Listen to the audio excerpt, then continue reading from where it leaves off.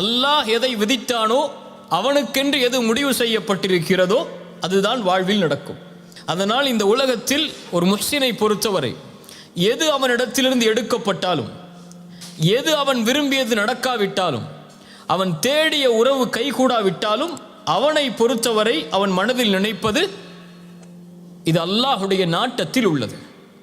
என் இறைவன் எனக்கு எப்போதும் நலவைத்தான் நாடி இருப்பான்.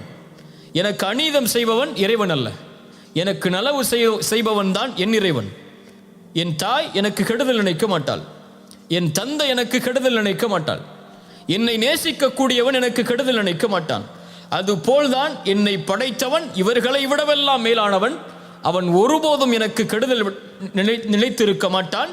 அவன் நாடியது நடந்திருக்கிறது, நடப்பது எனக்கு நல்லது, நான் அதை விரும்பாவிட்டாலும் என்பதைத்தான் ஒரு முஃமின் தன்னுடைய வாழ்க்கையின் அடிப்படையாக கொண்டிருப்பான்.